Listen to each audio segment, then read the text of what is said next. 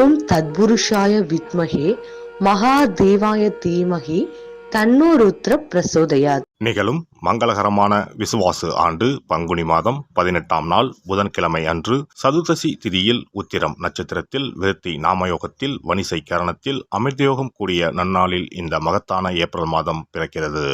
2026ஆம் ஆண்டின் 4வது மாதமான ஏப்ரல் மாதம் மிகவும் முக்கியத்துவம் வாய்ந்த மாதமாகும். இந்த மாதம் பல கிரக பெயர்ச்சிகள், சேர்க்கைகள், நட்சத்திர மாற்றங்கள் நிகழ இருக்கிறது. ஏப்ரல் மாதத்தின் முதல் வாரத்தில் செவ்வாய் பகவான் மீனராசிக்கு பெயர்ச்சியாகிறார். சூரியன், செவ்வாய் மற்றும் சனி ஆகிய கிரகங்கள் இணைந்து மங்களாதித்ய யோகம், திரிகிரக யோகம் உள்ளிட்ட யோகங்கள் உருவாக இருக்கிறது.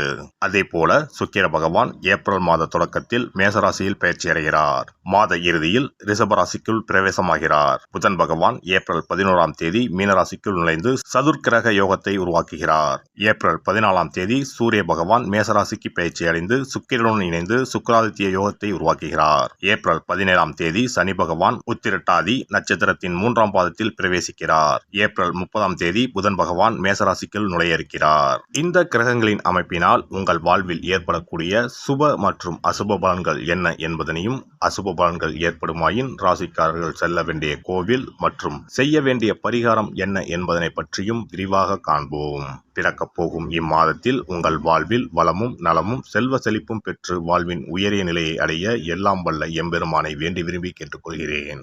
தனுசு ராசி அன்பர்களே, இந்த மாதம் பணப்புழக்கம் கணிசமாக அதிகரிக்கும். உறவினர்கள் வருகையால் வீட்டில் மகிழ்ச்சியான சூழ்நிலை ஏற்படும். முன்னேற்றத்திற்கான வழிவகைகள் பிறக்கும். புதிய ஆடை ஆபரணங்கள் வாங்கும் யோகம் உண்டாகும். பிரிந்திருந்த கணவன் மனைவி ஒன்று சேர்வீர்கள். சிலருக்கு குழந்தை பாக்கியம் கிடைக்கும். மாத பிற்பகுதியில் சிலருக்கு தாய் வழி உறவினர்கள் வழியில் சில சங்கடங்கள் ஏற்படக்கூடும். நவீன ரக மின்சார மின்னணு சாதனங்கள் வாங்குவீர்கள். பிள்ளைகள் வழியில் பெருமைப்படத்தக்க செய்திகள் கிடைக்கும். திருமண முயற்சிகள் சாதகமாக முடியும். மகளுக்கு நல்ல இடத்தில் வரன் அமையும். ஆனால் குடும்பத்தில் அவ்வப்போது சிறு சிறு சங்கடங்கள் ஏற்படக்கூடும். மாத பிற்பகுதியில் உறவினர்களால் குடும்பத்தில் பிரச்சனைகள் ஏற்படக்கூடும் என்பதால் பொறுமையை கடைபிடிக்கவும். குடும்ப விஷயங்களில் அவர்களின் தலையீட்டை அனுமதிக்க வேண்டாம். தந்தையின் உடல் ஆரோக்கியத்தில் கவனம் தேவை. அவருடன் மனஸ்தாபம் ஏற்படக்கூடும் என்பதால் பொறுமையை கடைபிடிக்கவும். அலுவலகத்தில் வேலை சுமை அதிகரிக்கும். சிலருக்கு பதவி மாற்றமும் இடமாற்றமும் ஏற்படக்கூடும். அலுவலகத்தில் உயர் அதிகாரிகளிடம் பேசும்போது பொறுமையை கடைபிடிக்கவும். சக ஊழியர்களிடமும் போதுமான ஒத்துழைப்பை எதிர்பார்க்க முடியாது. மாத பிற்பகுதியில் ஓரளவு அனுகூலமான பலன்களை எதிர்பார்க்கலாம். தொழில் மற்றும் வியாபாரத்தில் மாத முற்பகுதி ஆதாயம் தருவதாக இருக்கும். பிற்பகுதியில் எதிர்பார்த்ததை விட லாபம் குறைவாகவே கிடைக்கும். மறைமுக எதிரிகளால் பிரச்சனைகள் ஏற்படக்கூடும். வியாபாரத்தில் புதிய முயற்சிகள் எதுவும் வேண்டாம். பங்குதாரர்களிடம் அனுசரணையாக நடந்து கொள்வது நல்லது. குடும்பத்தை நிர்வகிக்கும் பெண்களுக்கு மகிழ்ச்சி தரும் மாதமாகவே இருக்கும். உறவினர்களுடன் இணக்கமான சூழ்நிலையே காணப்படும். குடும்ப உறுப்பினர்கள் உங்கள் ஆலோசனைகளுக்கு மதிப்பு தருவார்கள். அலுவலகம் செல்லும் பெண்களுக்கு எதிர்பார்த்த சலுகை கிடைக்க வாய்ப்புள்ளது. விநாயகருக்கு நெய் தீபம் ஏற்றி அருகம்புல் கொண்டு அர்ச்சனை செய்வதும், பிரதோஷம் அன்று நந்தி தேவருக்கு காப்பரிசி நைவேத்தியம் செய்வதும் நன்மைகளை தரும்.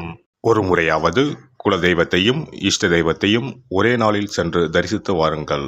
கடன் பிரச்சனைகள் தீரும். குடும்பத்தில் மகிழ்ச்சி நிலவும். மன நிம்மதி உண்டாகும். சிறப்பு தொகுப்பு. கண் திருஷ்டிகள் அகன்று தடைப்பட்டு கொண்டிருக்கும் காரியங்கள் நிறைவேற செய்ய வேண்டிய பரிகாரம் என்ன என்பதனை பற்றி காண்போம். வாழ்க்கையில் நல்ல நிலையில் இருந்தவர்கள் கூட திடீரென்று பொருளாதாரம் இழந்து மன கஷ்டங்களுடன் வாழும் நிலை ஏற்படும். இந்த நிலை எதனால் ஏற்பட்டது என்று ஆராய்ந்து பார்த்தால் பெரும்பாலும் அவர்களின் மீதான கண் திருஷ்டிதான் காரணமாக இருக்கும். கல்லடி பட்டாலும் கண்ணடி படக்கூடாது என்று சொல்வார்கள் அல்லவா? அது உண்மைதான். இது போன்ற பிறரின் பொறாமை கொண்ட கண் திருஷ்டியினால் பலரின் வாழ்க்கை சிரமத்திற்கு ஆளாக நேரிடும். இது போன்ற கண் திருஷ்டிகளிலிருந்து எப்படி தப்பிப்பது? இருக்கவே இருக்கிறது எளிதாக கிடைக்கும் ஊமத்தஞ்செடி. தெய்வ சக்தி நிறைந்த செடியாக கருதப்படும் ஊமத்தஞ்செடியின் காய், பூ, இலைகள் என அனைத்தும் தீய சக்திகள் விரட்ட பரிகாரத்துக்கு பயன்படுகிறது. பொதுவாக ஊமத்தம் காய்க்கு கெடுதலை அகற்றக்கூடிய சக்தி உண்டு. நம் வீட்டில் உள்ள எதிர்மறை சக்தியை அகற்றுவதற்கு ஊமத்தங்காய் தீபம் சிறந்த பரிகாரமாகிறது. தெய்வீக மகத்துவம் நிறைந்த ஊமத்தங்காய் மற்றும் பூவையும் எடுத்துக்கொள்ளுங்கள். வீட்டுக்கு அருகில் இல்லை என்றால் நாட்டு மருந்து கடைகளில் கிடைக்கும். இந்த 2 பொருட்களையும் மஞ்சள் தண்ணீரை கொண்டு நன்றாக கழுவி விடுங்கள். சிறிது நேரம் அவற்றிலுள்ள ஈரம் போக ஆறவிட்டு பிறகு அவற்றை ஒரு மஞ்சள் துணியில் குலதெய்வத்தை வேண்டி ₹1 நாணயத்தோடு சேர்த்து முடிந்து வீட்டின் நிலைப்படியில் கட்டி தொங்கவிடுங்கள். இந்த முடிச்சை வெள்ளிக்கிழமை அல்லது ஞாயிற்றுக்கிழமைகளில் தயார் செய்து வாசல் படியில் கட்டுவது சிறப்பு. தினமும் வீட்டில் தீபம் ஏற்றி காண்பிக்கும் போது இந்த முடிச்சுக்கும் காண்பிக்கவும். இதேபோல் ஊமத்தம் இலைகள் கிடைத்தால் அந்த இலைகளை சுத்தமான மஞ்சள் தண்ணீரில் கழுவிவிட்டு அவற்றை கொண்டு வீட்டில் இருக்கும் விநாயகருக்கு திங்கள் கிழமைகளில் தொடர்ந்து அர்ச்சனை செய்து வர வேண்டும். ஊமத்தம் பூவையும் விநாயகருக்கு சூட்டலாம். 3 வாரங்கள் தொடர்ந்து திங்கள் கிழமைகளில் விநாயகருக்கு ஊமத்தை இலையால் அர்ச்சனை செய்து ஊமத்தம் பூவை சூட்டி வழிபட்டால் வீட்டில் உள்ள கெட்ட சக்தி நடமாட்டம் மற்றும் கண் திருஷ்டிகள் தீரும். ஊமத்தம் செடியும் சிவபெருமானுக்கு உகந்த இலை ஆகும். இந்த ஊமத்தங்காய் வைத்து சிவபெருமானுக்கு தீபம் ஏற்றி வழிபடுவதன் மூலம் நமது பிரச்சனைகளில் இருந்து எளிதாக விடுபட முடியும். முதலில் 2 ஊமத்தங்காய்களை எடுத்துக்கொள்ள வேண்டும்.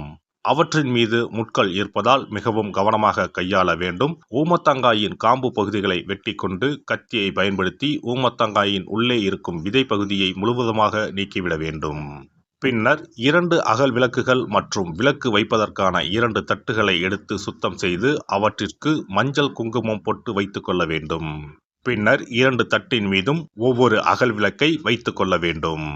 அதன் பிறகு எப்போதும் பூஜை செய்வதற்கு வைப்பது போன்ற வெத்தலைப்பாக்கு, பழம் போன்றவற்றை வைத்துவிட்டு 2 விளக்குகளையும் ஏற்றி சிவபெருமானை மனதார வேண்டிக் கொள்ள வேண்டும்.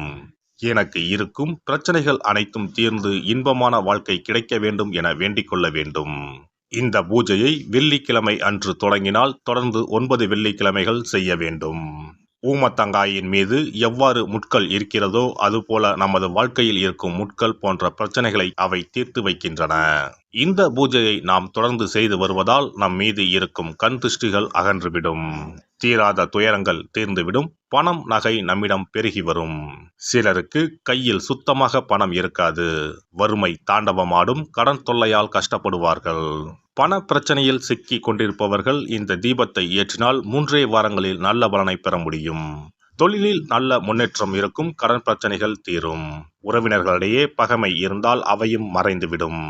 நோய்வாய் உள்ளவர்கள் இந்த தீபத்தை ஏற்றுவதன் மூலம் நல்ல பலனை பெற முடியும். பொதுவாகவே எந்த பரிகாரம் என்றாலும் அதை முழு நம்பிக்கையுடன் செய்தால் மட்டுமே முழு பலன் கிடைக்கும் என்பதை நினைவில் கொள்ளுங்கள். எல்லாம் வல்ல இறையருளால் நீங்களும் உங்கள் அன்பு குடும்பமும் உடல் நலம், நீலாயுள், நிறை செல்வம், உயர் புகழ், மெய்ஞானம் ஓங்கி வாழ்க வளமுடன். இந்த வீடியோ பதிவு உங்களுக்கு பிடித்திருந்தால் லைக் பண்ணுங்க, கமெண்ட் பண்ணுங்க, ஷேர் பண்ணுங்க. மறக்காம சப்ஸ்கிரைப் பண்ணுங்க. பக்கத்துல இருக்கிற பெல் பட்டனை கிளிக் பண்ணுங்க. நன்றி, வணக்கம். ஓம் நமச்சிவாய. சிவாய